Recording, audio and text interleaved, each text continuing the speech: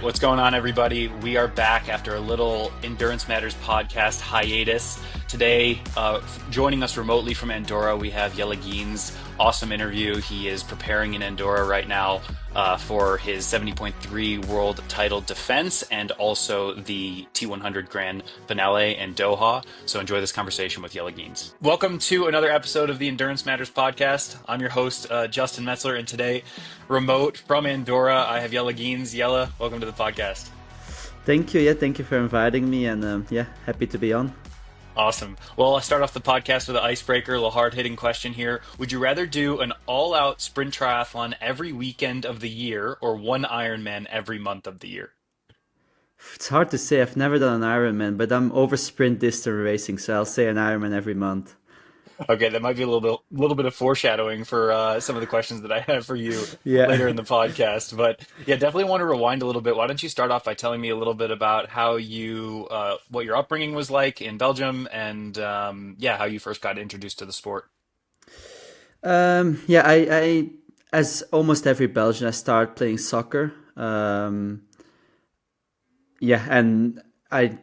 my dad was doing triathlon, but like I don't even remember it. So it was like he stopped. I think I was maybe like 5, 6 years old. But so I knew what triathlon was, but like went from like soccer into athletics when I was 8. Did athletics for a long time. Actually, like did like all the cross country races and like was on a decent national level. Just my problem was I was quite small compared to all the other kids I had to compete with. But I did do some like podiums at like Belgium championships at one point. But then I kind of got over it when I was like 14, 15-year old. And we actually were on holidays in like north of Spain with my parents. And obviously because my dad did triathlon, I knew about triathlon. I like randomly said on the holiday, like, I think I want to try and do triathlon and like start swimming a bit in that pool. But I swam when I was really young, I think until the age of like 6, but never made it. Like in Belgium, you start with breaststroke, and I never made it further than breaststroke. So then it was a challenge when I was 15 years old to try and learn how to swim freestyle. But yeah, that's how it actually like evolved a bit. And then that season, I just still did athletics, and then the next season I did like 1 or 2 triathlon, and it like became more and more, and like less and less athletic races. Until like I think in 2011 when I was 18 years old was my last race on the track, 3,000 meter, I still remember. And from then on I was fully into triathlon. Cool. How much was triathlon in the media in Belgium? I guess because during that time you had people like Fredde van Leerde who was, winning Kona. Were you paying attention to those things that were happening within triathlon? Yeah, I think what I remember first was Athens Olympics 2004, where Kathleen Smet finished, who was Belgian, finished fourth in like a big battle. Like she was fighting for the podium. So that's the first thing I remember about watching triathlon. And then obviously when Freddie won his title in Hawaii, I was already in the sport and I was more looking into it. But in Belgium, it's like Ironman is the one that matters and that comes into the media. Like I barely heard probably of like short course racing or Olympic racing. Like obviously we had Luc van Leerden winning, I think in 96 and 97 in Hawaii. So he was quite popular, but I was too young for that. So I don't really remember that. Well, I was 3 years old, so I definitely don't remember it.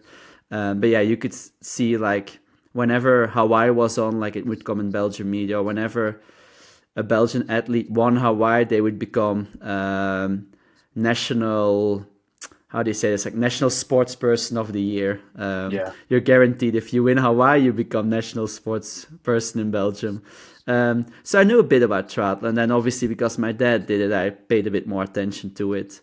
But it's not that it's like one of the bigger sports in Belgium. I'd say it's quite small and it doesn't come so much in the media. Sure. And so, with all of the Belgians winning in Kona, were there people in the Olympic sphere who were trying to maybe pay attention to triathlon more? And was the federation getting more interested in funding triathletes and developing triathletes? And how did you get involved in sort of the Belgian national team side? Yeah. So I started like doing proper triathlon in 2009. It was just like local races, had no involvement with Belgium Federation. I actually had also no idea how it was working. I do know like back then we had like a top sports school for triathlon, which was basically like people all living together, going to school, but had the chance to train quite a lot during school hours. And at one point, I remember I got an invite for this place, but I decided I just want to stick to my high school that I was doing and finish it there. But then in 2011, I came second at Junior European Champs, and from then on, I actually like slowly rolled into the national federation. And yeah, Belgium is a special country with this. Like I don't know if you know, but we have like the Flemish part and the Wallonian part, and we have two different. Like everything is double, but we also have two different triathlon federations.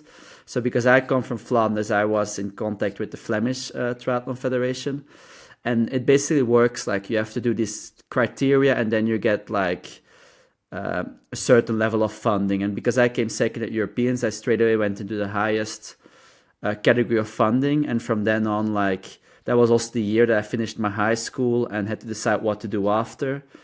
And like the under 23 coach at the time was coaching in Leuven, which is like a popular university place. So I decided to go to university there and get coached by this coach. This was like September 2011 when I started university there and started training with him. And yeah, from then on you have like, yeah, get more involvement with the federation. And they're really keen because they really haven't had many triathletes that could podium at Europeans as juniors. Like we had Peter Cruz a couple of years before, and he was at that point still like the big elite guy, but he couldn't really fulfill.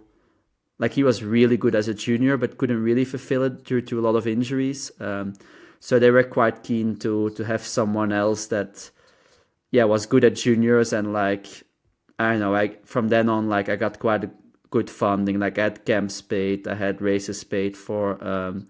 So yeah, once I was in that like federation system, it actually was quite good for me. Cool.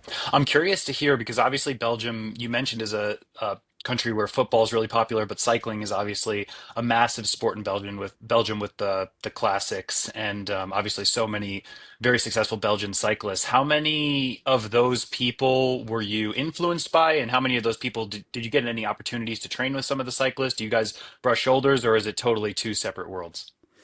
Yeah, I grew up loving cycling, and I actually still love it. It is, like you said, very big in Belgium, and I'd say mainly Flanders. So yeah, I remember like every classics race, I would sit, yeah, from 10 a.m. in front of the TV watching until it was done, and I really looked up to those guys like back in the days, like Tom Boone, Philippe Gilbert. Like I really loved it. I actually did cycling for 2 years as well when I was like 12, 13, 14 year old. Yeah, it was quite big there. Like you had these big youth teams, which I joined one of them. But in the end, decided on triathlon. And I know a few of the cyclists. Like I know Victor Kampenaars because he used to be a triathlete actually. And I've trained with like some of them, but not that much. Mainly also because I moved out of Belgium basically in 2016 and didn't spend much time there anymore. So not much. Like the most is like meeting them at the Olympics and stuff like this. Sure. All right. Well, can you fast forward a little bit? So you spoke about going to university to train with the group and the coach there. I guess from there, can you just catch me up to the point in which you left Belgium? And I'm assuming your next move was to go to Girona, correct? No, so first, so I did the Rio Olympics in 2016, still with that coach from the National Federation in Leuven. But from then on, I decided I needed a step up, and I joined the Joel Filial squad. And back in the day, we weren't based in Girona yet, but we would like travel from training camp to training camp, and a bit depending on where the races were. So our year we usually would start like mid-December. We would do a 2 week camp in Fuerteventura, would go home for the holidays, then would go back to Las Playitas in Fuerteventura for another 2 months. And then back then we had Abu Dhabi always beginning of March, the first WTCS race. After that we would go to Mallorca on camp. yeah, then we would go other race, and then summer we would spend most of it in Voromeur on altitude. So back then we traveled a lot to a lot of different places, and I felt like, yeah, really living out of a suitcase. And then actually it was only when COVID hit, like 2020, that we decided it might be nice to stick more to one place, one spot. And it was actually Vincent Louis who just the year before bought a house in Girona, who said like, let's come and train here for the Valencia World Cup, which was happening at the end of 2020. And Marta van Riel and me rent an Airbnb, actually together with Bart Arnouds, Katie and Tommy Zafiras. It was a really great time, and we didn't leave anymore and stayed for 4 more years. Amazing. I want to definitely talk more about your experience under Joel and sort of that training camp environment, that group squad environment. So I guess generally, like, can you just talk to us first and foremost before you shifted to being in Girona, what it's like being in this rotating training camp lifestyle where you don't have a home base, you're constantly sort of on and focused without anywhere to really call home. What was that like?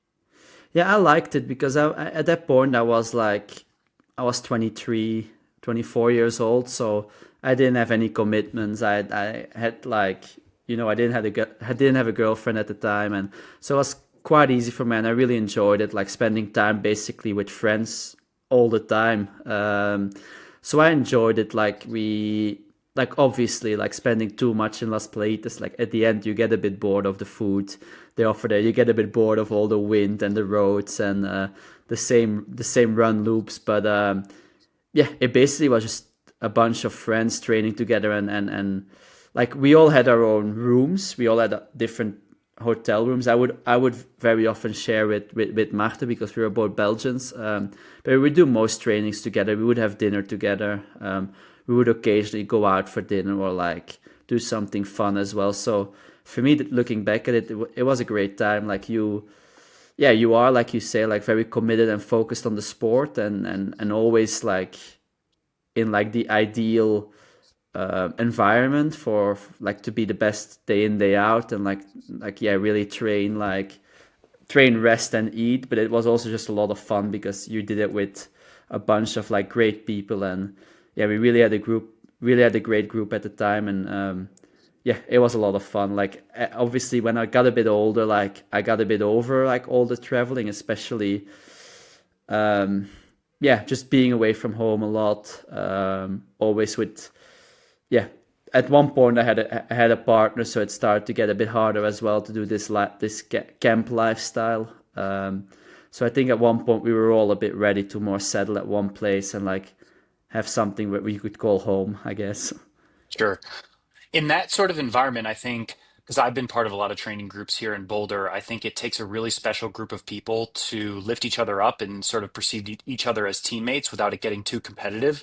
At points during your experience there, did you struggle with that at all? Sort of towing up against guys in training sessions and feeling like you had to beat them in a day-to-day workout or observing others doing that?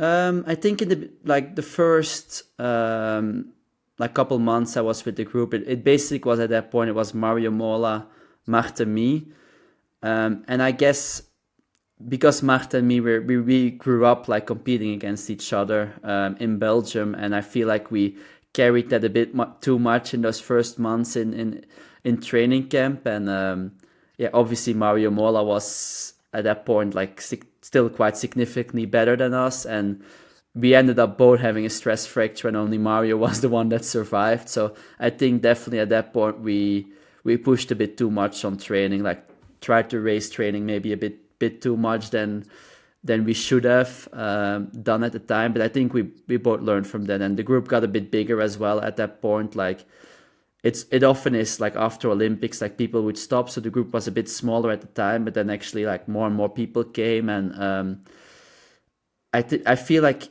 Joel was really good, like only getting people in, I guess, that he could trust that they could stick to the pace and not just race in training all the time. Because yeah, I've heard this a lot actually, like people wondering like how he did it, like just because yeah, you compete against all your training partners. Like at one point we were one first, second, third, and fourth in a WTS. So like yeah, your main competitors were also your teammates and your training partners. But I don't know, for some reason we just did it, and there was no egos in training.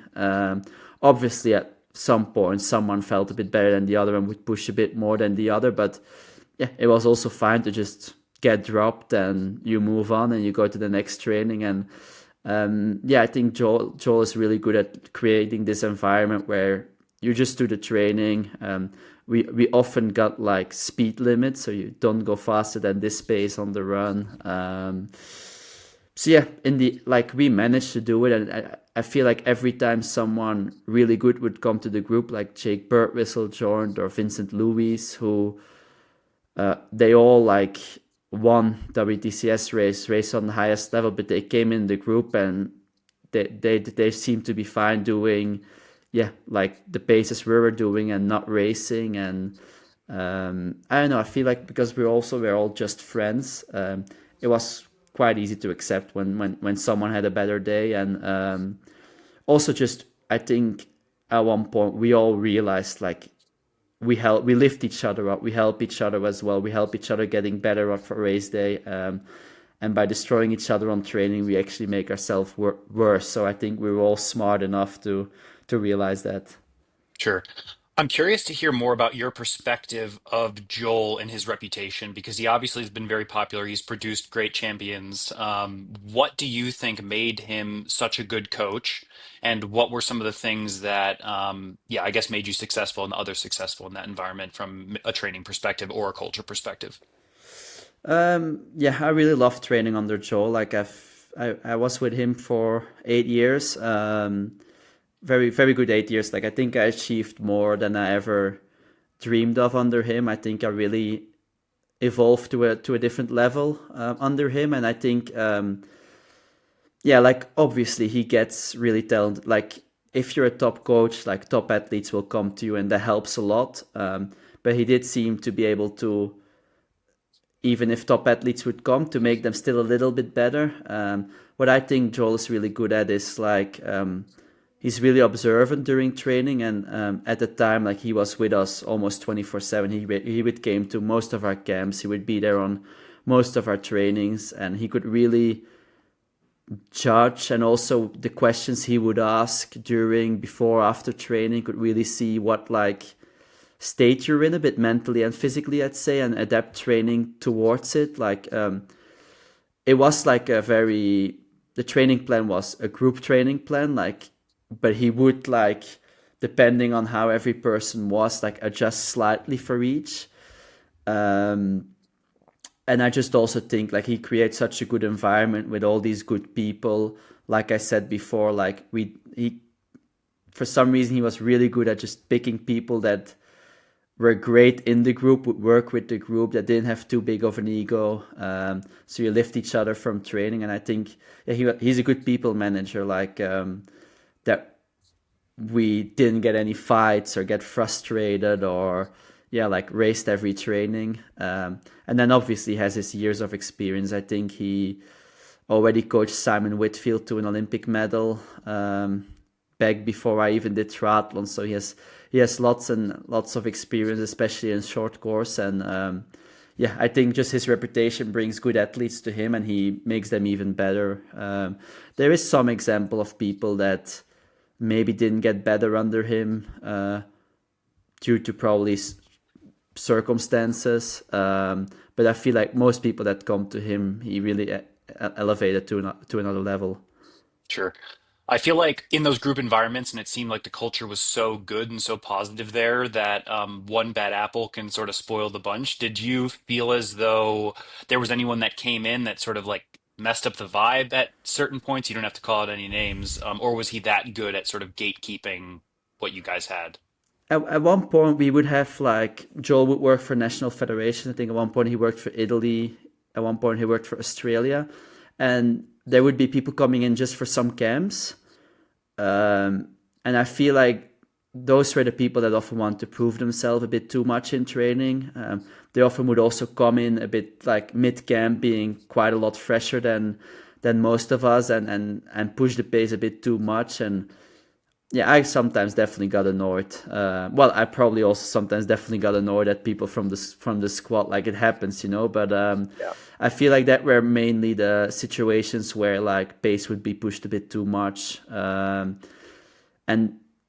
then you do feel like everything falls a bit apart, I guess. Where yeah, then some people follow this one guy, and but then I feel like also what often happens is then after a couple days they also like get super tired, and then all of a sudden they hit the barrier and they can't do much anymore. And I think that's really one of Joel Ski's like saying is like yeah, consistency is key, where you don't want to kill yourself on one training day and then not being able to finish a session on the next day. Like I feel like with Joe we had quite a lot of high intensity but also high volume that you can't really focus on just going all out on one session, but you really have to look at the bigger picture and all the weeks of training you had ahead before the first race of the season, for example, in a build up towards the season. Like it would be just week in week out like 28 to 30 hours for like 8 weeks straight before we had a taper into the first race. And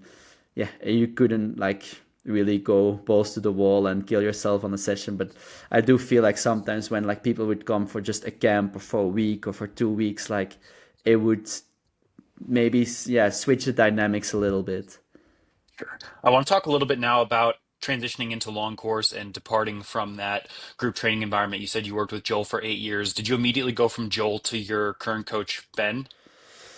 Yeah, actually, I had a talk with Joel.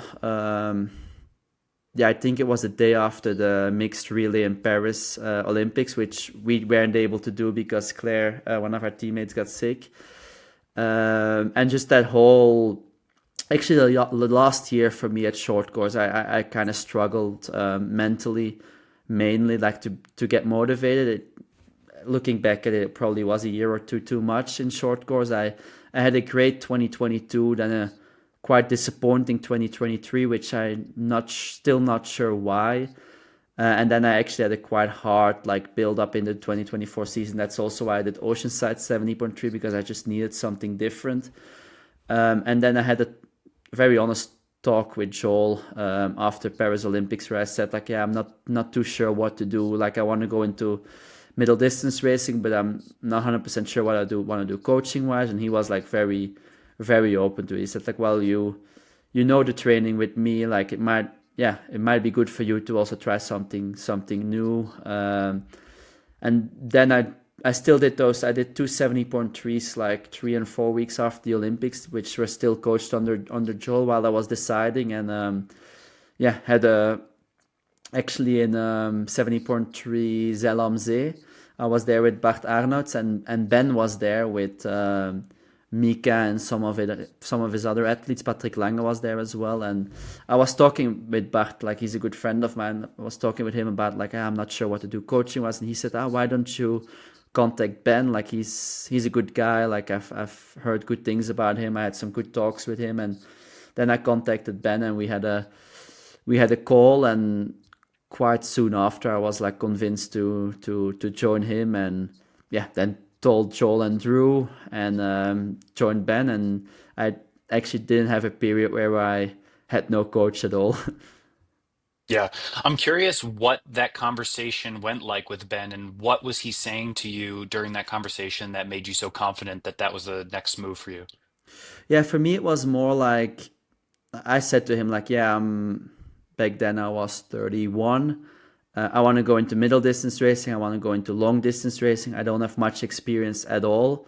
I don't have time to screw around and like have 2 years to try and figure out what works for me. I need someone with experience, someone that knows what to do, that has also just race tactics wise a lot of experience. And he just convinced me that like he was the guy that was gonna be able to get me perform straight away at 70.3 races or middle distance racing. I had quite disappointing Tallinn and Zell am See. I still both finished on the podium. I feel like I was really not performing at my level there. I felt like in training I was a lot better than I showed there, and I wasn't sure why. because I felt like I had trained well for it. But yeah, then had this call with him where basically I said like, yeah, I don't have time. I want to perform straight away. I don't want to be 34 and like only figured out the key to success in middle distance. And yeah, just talking with him about all of it, he kind of convinced me. Yeah, that he was the guy to lead me to it. Sure. And then once you got into it, how much of a departure was the training that he was prescribing from what you had been doing with Joel for the previous 8 years?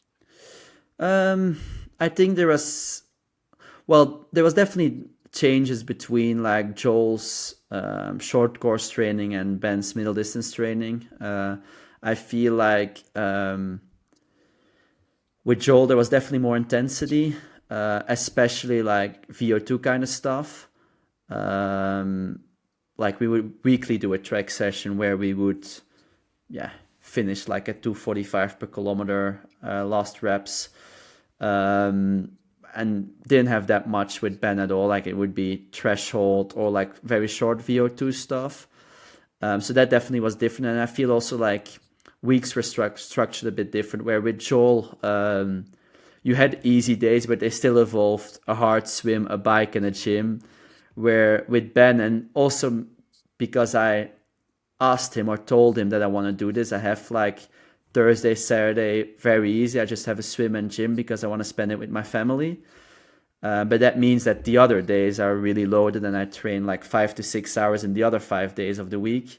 And which I feel like with Joel, it was maybe a little bit more spread out. And then I think a big difference now is I do these big days where I do a long run and a long bike where I have like 6 hours, yeah, on my legs basically. And with Joel, like they would be divided. I would do a long run on Saturday and the long bike on Sunday. So I feel like that's a big difference as well.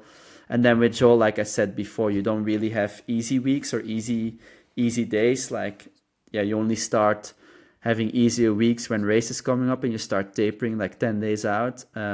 Where now with Ben, I would do like 3 week training block and then like couple days, like 3, 4 days, a bit easier, and then back into the next block. So that would be a bit different as well.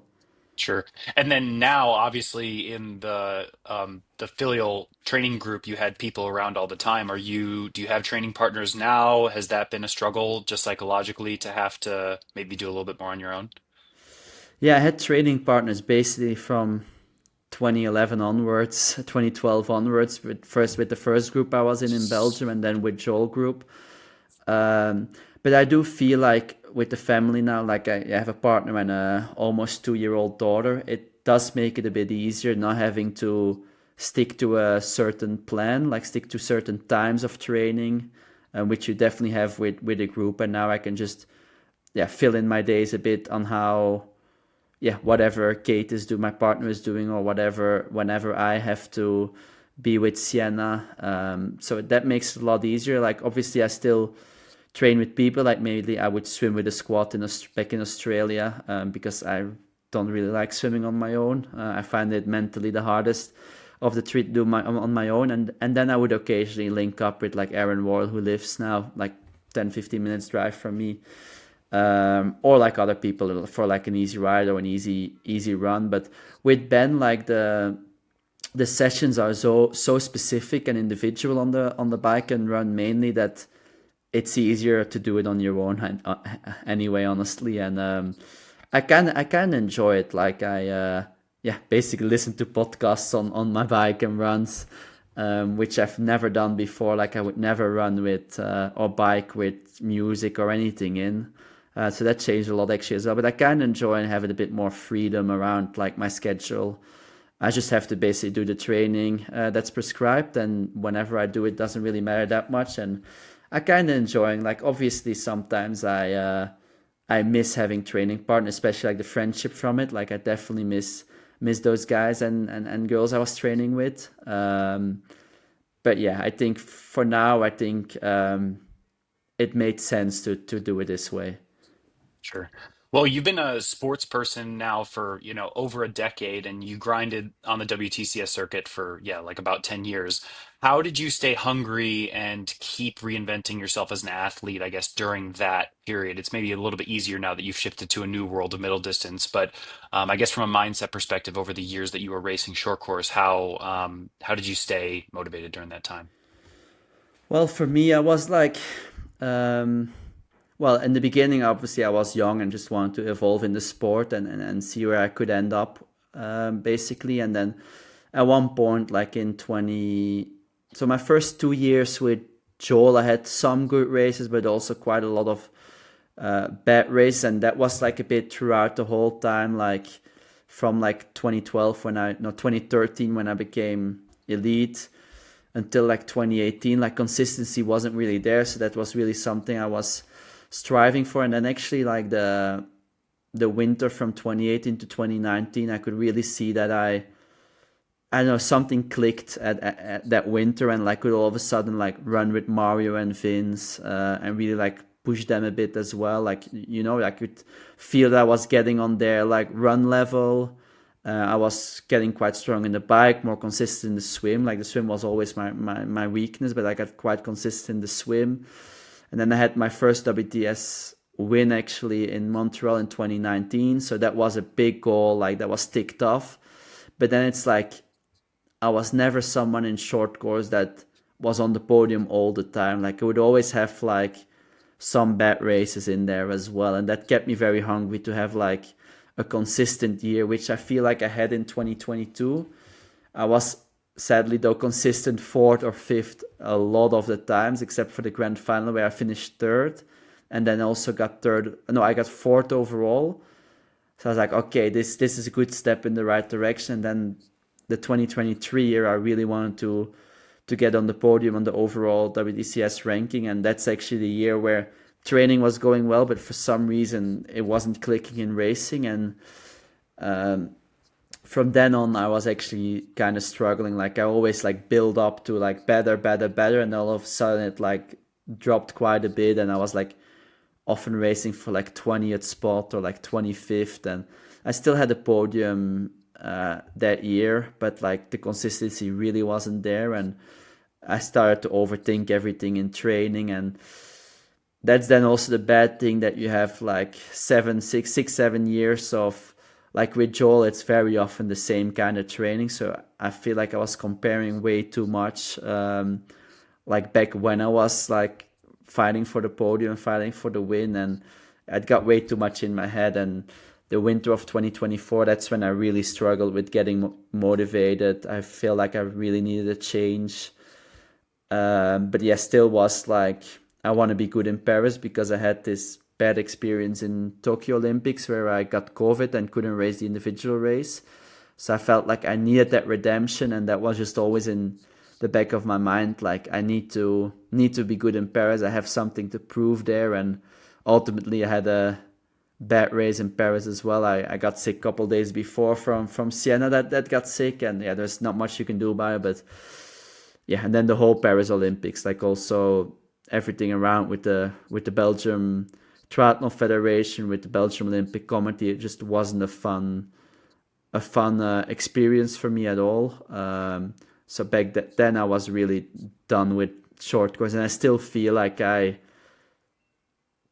still not over it. Like thinking about short course, yeah, like you said, I would rather do an Ironman every month than doing a sprint distance race, because I'm still a bit over it. Yeah, it's just because I had such a hard year leading into Paris Olympics, and it was such a relief, like not having to rely on Belgium Federation anymore, like changing to middle distance racing. Like you're way more on your own, like and I really enjoyed that. You just have to race for yourself, not for like your contract with the government or your like spot at the Olympic ranking because you want to go to the Olympics the next one. And like it was just so freeing, that yeah, now I just enjoy life. I enjoy training. Obviously, like it went really well my jump to middle distance racing, so now I really want to just keep performing well. Like I've finished a lot of seconds this year, which obviously that makes me hungry to be able to win a bit more in the next race and next year. So yeah, just a whole different ball game now. I feel like it's a different distance, but everything around changed. Like new coach, we moved from Girona to Australia. I just have my own to I don't have to rely on government funding and have to like always make top 8 at the grand final or top 3 at European champs. That's the criteria you have to hit to keep your contract. And yeah, I'm now it just I just think, yeah, sometimes it's you have to try something new, and for me it really was a good decision, and I feel like I should have done it earlier. Yeah, no, I get that. If I guess before we move on, I want to definitely dive more into the T100 and sort of where you're at now. If you could go back to your short course career, would you have changed any singular moment? Was there any decision that you maybe made along the way that you'd go back and rewrite if you had the opportunity? um, I'd say maybe just moving on from it a bit earlier. I think looking back at it now, it just that like the Olympics is just so big that I had to try it. And probably if I would have jumped to middle distance racing earlier and didn't go to Paris, I would have regretted it as well. So in the end, like life brings what it brings, I guess. And looking back at now, it's very easy to say like after 2022, I should have shifted to middle distance racing, but I didn't know at the time. And I wanted to have a good experience at the Olympics after two such fulfilling experiences in 2016 and 2021. But for the rest, not really. To be honest, I think I really maximized my abilities there. I think I'm probably more suited for middle distance and long distance racing. I probably don't have that top end speed that you really need to have nowadays in short course. So I think I really like looking back at it. I'm quite proud of what I've achieved. I'm the first and still only Belgian to win a WTS. Like I think I've podiumed the most of all Belgians. Like together with Mart, I think we put a short course racing a bit on the map in Belgium, and I'm quite proud of that. Yeah, totally. All right, well, let's dive more into the T100, where you've been super successful in the past two seasons, diving, right into that sort of racing. How happy are you with how the T100 has structured the season in terms of the number of races and where they're located in the world? Because you guys seem to be on all different sorts of continents, which is something you're not unfamiliar with from your short course days. But Hmm. how do you feel now that it's a middle distance race and you have all these commitments now? Um, yeah, for me it was like this year. Actually in the winter, I one plan was to do Ironman Switzerland and trying to qualify for Kona next year already. But then quite early on, like even before the season started, I decided like now I'm good at middle distance racing now. Like I wanna have a year where I just focus on it. And then we made a plan with Ben where yeah, I basically did all the T100 races up until now, which was the idea. I wanted to get my four good scores written down that I could do a big block into 70.3 worlds, which obviously together with T100 was one of my big or is one of my big goals this year because I have a title to defend there. But yeah, I want this big block into 70.3 worlds and then also Doha because I felt like last year it worked really well doing these big training blocks into T100 Las Vegas and then after into Ironman 70.3 World Champs in Taupo. So we structured the year around the T100 with Marbella 70.3 as one of the top goals as well. And it is a lot of traveling. I think, especially now living in Australia, it's you have to really think about it. You can't just fly back and forth all the time because it is very far. I feel like those US races that we did in San Francisco and Vancouver, they're quite easy to reach from Australia. Like I had you have a direct flight from Brisbane,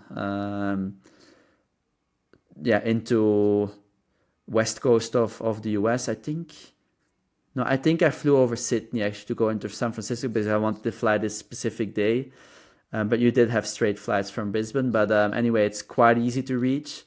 But then obviously like Europe is, you're traveling for like 24 hours. That's with a short layover. So we decided first, actually, the plan was to go after T100 Spain. That was a couple of weeks ago, to go home to Australia to prep there for 70.3 Worlds, and then come back to race Marbella and then back to Australia. And we were looking in, like, flights were booked and stuff, and we were looking into flights to go back to Spain to do 70.3 Worlds. And Kate, my partner, I was like, oh, this is getting so expensive. Like, why don't we just stay in Europe? Like, she's very flexible with her work, and like our daughter doesn't have to go to school yet, so like, why not do it? So we called Qatar Airways and got our flights delayed till after 70.3 Worlds in Marbella. But so you really have to plan, I think. Like, you can do a few big trips out and back. Like, I think it was good that I could do San Francisco, Vancouver in one go. I was there for 3 weeks and then come home. Singapore is quite easy to reach from Australia as well, but then the Europe block, like, you really have to commit to a couple months in Europe. And it's quite good because I am from Europe, I am from Belgium, so it's nice to see family, friends. So it's been a good time here. I think every year we're gonna have to do the same thing, where we plan properly on how we're gonna achieve the race I want to do in the most efficient way, without spending too much energy, too much jet lag on traveling, because I feel like that can ruin a lot. Yeah, 100%. What is your perspective on the way the T100 has structured the contracts? Because you see some people like yourself who are diving 100% into the T100 and really committing yourselves to winning a T100 title. But I feel like maybe 50% of the contracted athletes are dabbling in doing Ironman World Championships, or trying to dabble in the Pro Series, or doing races all over. What's your perspective on that? And do you think it's the best way for them to go? So I think how T100 has made their contracts, they allow people, and I think they want to have the flexibility for people to aim for Ironman World Championships, because I think otherwise they also know it's still the big dog out there. It's still the biggest race. So they also know if we don't allow anyone to do any other races besides the T100, there's probably not many people signing up. So I feel like people like Martin, who are like doing the T100 but also aiming for Ironman Nice Ironman Worlds in Nice this year, like, I think that's a good combination. It should be possible. Like, T100 should be combinable with some other goals. But yeah, I feel like there's definitely people out there that are just taking the piss a bit and just take the contract just for the money. And yeah, I like Fred Funk is not gonna like to hear this, but I feel like him posting on his social media that he finished his season and he's just gonna do Dubai and Doha to fulfill his contract. I find it quite bizarre to do, and I think, like, obviously, like, he has other goals next year. He wants to do Ironman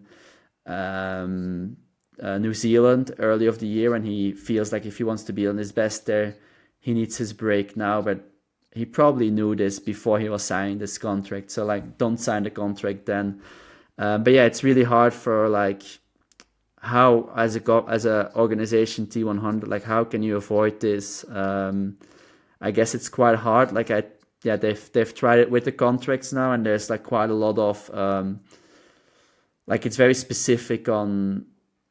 I'm not 100% sure exactly how it's specified, but like, you can't do too many races in the 2 weeks when there is also a T100 race. Like, you only have like a couple opportunities that you can do this, and they've really like tried so that people have to more commit. Like, you had to do Singapore, the first race of the year, but then it seemed like in the end there's still people that still just seem there to get the free money, to just get the contract and just race it while preparing for something else. And I kind of find it quite sad, because I think T100 really has elevated just the triathlon sport. I think, well, Ironman had to respond. They came with the Pro Series. There's lots more money in the sports thanks to T100. So I find it quite sad that people just see them as easy cash and not really wanting to commit 100% for the series. I think it's a sad thing, because I think it would be a very sad day for the sport if T100 stops exist. I think it will be yeah, quite challenging years after, to be honest. I think because then it just proves that like triathlon is not a sport that can be marketed for the bigger audience, like a television sports. So I think we all have a bit of a stone there to carry to make sure that like triathlon stays on this level it is now, where like you can really do well in triathlon for yourself. And I think T100 really has done this very well, and I hope they really succeed in it. And if that maybe is without having contracts in the future years, like maybe it is. Like there's a lot of stuff. Like I find always funny that like there's lots of podcasts and people that have better ideas, or this is how T100 should do it, or this. But there's so much stuff I feel like that comes with it that we're not even aware of. So yeah, I feel like that they're more qualified to know what will work and what won't. And it's a new product, it's a new thing. Like it will have issues. It will have like I come from well, I've studied electronics and computer engineering, and it's like when you program a code, like you program something, you try to run it, and you get all these errors, and then you have to like one by one go through them and fix those errors. And I feel like that's a bit here as well. Like they gone for something, they see what works, what doesn't work, what sticks, what doesn't stick, and then have to pivot from it. And yeah, I'd say like it's easy to bash on them, but like give them time, give them, yeah, it's a new thing. Give them, like Ironman has been in the sport for so long, like it's not easy to compete against him. So yeah, I loved it. I love racing T100. Yeah, 100%. Yeah, it puts athletes in an interesting position with it. How much, and I guess maybe you're putting equal weight on everything because I'm sure you're a competitor and you want to win all of the big races, but are you and Ben having conversations in terms of weight to the season? Like, is something like Doha getting more weight than something like defending a 70.3 world title, or is your 70.3 world title defense the most important race for the season and that's your A goal? What are those conversations or thought processes like? Starting the beginning of the year, like we actually had three goals. One was T100, two was defending my title in Marbella, and three was qualifying for Hawaii next year, which we then decided we're not gonna do number three. I'm now in a position in the T100 where it seems impossible to win it, because Hayden is, well, he's beaten me on every occasion he had, and he has just too many points ahead. Like I think he has to come like fifth when I win or something, at fourth or fifth maybe. So it seems very, yeah, not possible. So then for me, like now I feel like Marbella is more important for me than Doha, because Marbella I can still win, where I can't, like probably without any bad luck for Hayden, I probably can't win T100 overall ranking anymore. So like obviously, like yeah, you, like for me, I could see the difference for winning T100 Las Vegas or winning 70.3 world champs in Taupo. Like Ironman definitely is on the population, like still the big dog, like I said before. And you can see that in everything, like with sponsors. Like after Taupo, like a lot of doors opened for me, which they didn't open after Las Vegas. So there's definitely weight to it that way. And like obviously, like I won it last year, I want to win it again. And the Norwegians weren't there last year, or Casper was there, but he was sadly standing on the side of the road cheering. So like I want to also see my best version of myself against the best version of the Norwegians there. I've raced all the people in T100, so for now, like Marbella really motivates me. Like on this camp, I envision Marbella in the hard sessions, not Doha yet. So yeah, I guess in the beginning of the year, like it starts a bit at the same level. In those first races, I don't think about Marbella yet. I just focus on T100. And with T100 being a series over multiple races, you just have to like tick off the races. Don't think too much yet about the overall standing. Where now I am there, and yeah, it seems a bit impossible to win where I can win Marbella. So yeah, I want to focus big time on Marbella when hopefully I can achieve my goals there, and then I have 5 weeks to to basically go for Doha with it. With I'm sure we have the same like fight for it as I have now for Marbella and training. Sure. You mentioned Hayden. He has come back from his crash like on dominant form. Has that been frustrating for you to go to the races and try to find a way to beat him and still have him come out on top? And if so, what are you trying to do in the future to get the upper hand on him? I've raced Hayden a lot, like also in short course, and he mostly has beaten me. Like he's like I've said this before. I think he's probably the most talented triathlete in the world at the moment. Like yeah, it's hard to beat him. Like I'm well aware. I've done it in Taupo last year, so I'm sure I can do it. I feel like I have it within me, but I need the perfect day, which I feel like I haven't had yet. I didn't have a great day in London. I had my chain fell off in Fréjus, and I crashed in the Oropesa race. But still, it would have been like, don't get me wrong, like those are no excuses. Like he was stronger. Like I wasn't able to compete with him there. Yeah, but I guess it's frustrating in a way. But I'm also realistic enough that like, yeah, I know I need like that one day, where everything goes well to be able to compete with him. Um, yeah, to be honest, like, I just look up to him, like how he comes back from his crash and stuff. It's impressive. It's good for the sport, I think. But yeah, obviously, I still want to beat him very badly. But yeah, it is what it is. I guess I feel like I haven't this year raced him where I was on my full potential yet. So I hope to have that in Doha, where I can hopefully make it a bit more of an exciting race. I mainly this frustrates me that like, yeah, I haven't even really came close yet, which I feel like I really can. But yeah, as I said, it is what it is. Like in the end of the day, I don't lay awake in my bed thinking about it. Like I'm happy with how I'm doing. Like I said before, I'm just enjoying life quite a lot. Like just training, like spending time with my daughter, and I've achieved this year more than probably in August 2024 I would think I could in the rest of my whole career. So I'm kind of proud of it. I've won 2 races this year, and I've came 3 times second, 4 times second, 3 times to Hayden. So yeah, it is what it is. It's better than becoming 10th of 11th.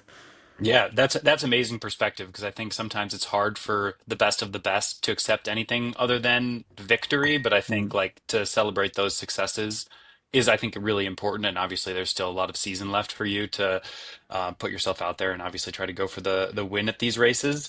Um, One question here in terms of the future, you've mentioned that you're seemingly over the short course game, but LA is coming up. Is there anything that would draw you back to short course to try and go for the Uh, Olympics again?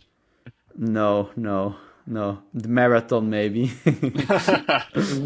Interesting.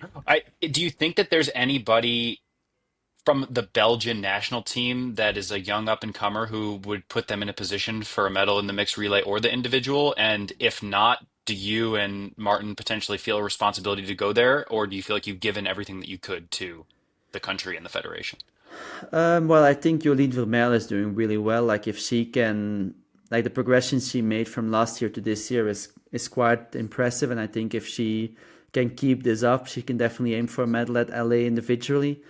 I think for mixed relay, it's gonna be hard. Like I think we really miss we miss, yeah, three more people. I guess like there's some people that do occasionally do good races, but like a bit like with me in the beginning of my season, like that consistency a bit. To be honest, I'm not 100% sure what's coming. Like I know we had a guy winning a European Junior Cup like a month ago, maybe. So obviously he is quite a big talent. I think it was from I think I medaled last in 2012, and there was another Belgian, Christophe de Keizer, who medaled in 2012 at the Junior European Cup. And since we didn't have any medals, so that definitely looks good for the future. I think we have some great people within the federation, like Claire Michel, who was with us in Paris and Tokyo and Rio Olympics. Actually, is now the high performance director for the Wallonian Triathlon Federation. I have a lot of confidence in her to get our youth back up on the rails, I think. But yeah, for me, I can't speak for Marta, but for me, I feel like I've given everything I have for short course. Yeah, I don't see myself coming back to help the team out or to do a relay. Like, it's not that easy either. You need to be, I think it's like top 140 in the world, so I will have to do some individual races as well, perform well. Yeah, and just honestly, like financially, it doesn't make sense. Yeah, I get that. Interesting. You mentioned the marathon. If you gave yourself 12 months from now until a marathon, what do you think you could run? Oh, that's a very good question. Well, what did Alex run? 2:11. I feel like he has quite a lot more in him. It was a hot day in London. Um, I don't know, 2:12, 2:13 maybe. But that's a very big guess. I have honestly no idea. I think I have potential for it. I feel like those longer distances really suit me, especially in the running. But yeah, I will need to change a lot. Like, yeah, I need to. I'm running now max maybe 90 to 100 Ks a week. I think I probably need to at least double that to be Yeah. even, yeah, remotely in contention for like a 2:12 marathon. But at one point I was thinking how it would be cool to try to go for Brisbane Marathon Olympics, because it's like an hour from where I live now. But yeah, honestly, I don't think it's gonna happen. Yeah, I think a lot of really good triathlete runners have that thought. Like my wife Jeannie, at one point she was one of the best runners in triathlon, long like middle distance, and she's from South Africa, so she's like, "Oh, let me see if I can go run the standard." Yeah. But it's kind of similar to going back to short course. Unless you're actually a professional marathoner, there's not a lot of money in No, no, no. professional marathon running, so you best be sticking to your day job, you know? Well, and the standards are getting so hard. Like, I think, what was it for Paris? I think you had to run 2:08:10 to be automatic qualified. And in Belgium, there actually were three people running under 2:08:10. So it's impossible. Okay, yeah, Like, just 100%. like in another life, maybe, you know? Yeah. You can go for master's record, you know? Yeah, When we're all done. All indeed. right, well, cool. Yeah, this has been awesome to get to know your story here. Before we wrap up, I've got some rapid fire questions. You ready for them? Go for it. Yeah. All right, number one, if you had to make a jelly bean, what Belgian food flavor would it be? Oof. I guess it has to be Belgian fries, although I'm not sure if it would be nice in a jelly bean, but yeah, I guess it's a bit. Although maybe speculoos. Oh, you're gonna You have to know tell the this? listeners what that is. Nobody knows what that is. Do you know like the little cookies you get with a coffee? It's called speculaas. Okay, yeah. They made that in like a paste, like a Nutella kind of thing. It's very good. It's dangerous for me. If I buy the jar, I would just like eat it with a spoon, you know? Yeah. All right. Number two, this is a fan submission. You might have an understanding or a guess of who this one might have come from. What does it mean to lay the foundation for the rest of the season? Yeah, I know who this one is from. Yeah, this was funny. I think it actually was in Chicago, at the after party where yeah, we Belgians we like to go out after like important races. And I said to, I think, yeah, it was Claire Michel and Valerie Barthélemy at that point, like, we need to drink more. This is where we lay the foundation for the rest of the season. That's the key. It's just more Yeah. drinks. All right. What is your favorite precision fuel product? Well, I actually really love the new 60-gram shoes. I think they're great for like these long, for probably when you do Ironman, even longer rides. I think they're great. And then, yeah, I use the, what is it even called? Like the normal, like sports drink without sodium. That's what I use for my races. So I use that a lot. I use a lot of those bags. You do the one without the sodium. yeah, and then I add actually the sodium like little capsules in Yeah. it to get my sodium intake in. Okay. Yeah. Interesting. Have you done the sodium composition test? Do you know that what your number is? Yes. Yeah, I've done it. Okay, I was cool. quite low. I was a low salt sweater. I can't even like 500-600 maybe. Yeah. I was quite low. I actually I'm did not it in surprised by Taupo. that. Yeah, yeah, yeah. We always, well, because we have a coaching business and we get most of our athletes to do the sodium composition testing, and a lot of the ones who come to us who are already really fast and the best athletes in the world tend to have it pretty quite low. You Ah, do see yeah, some people who have a high sodium composition. They're out there if you like read through the precision tests or whatever, but like some of the best in the world are between like 500 and 1,000. So yeah, I yeah, wasn't yeah. surprised when you say Yeah, 500. right, yeah. All right, cool. What's your favorite training location in the world? Just for training, I really like Vormeux.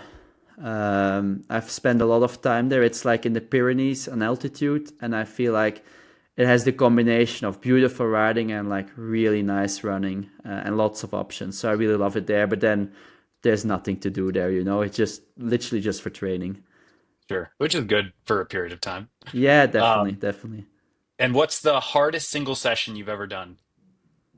Oof, actually, very recently, in between T100, what was it, Fréjus and Oropesa, we want to get some more speed into me, especially on the run. And I've done these sessions where it was 10 by 400 with like 45 seconds off at like 64, and then into some like threshold running, and it literally like I was destroyed from it because I'm just not used to those spaces at all anymore. Like Yeah. I became slow. No, I But doubt that's that. what we that's what Slow is we're working context. on. Well, I Yeah, guess slow is so. contextual. Slow is contextual. Well, this is awesome, man. I really appreciate you taking the time to join me today. And No yeah, worries. obviously wish you the best for the rest of the season. Thank you very much. Yeah, you too. Thank you. Cheers.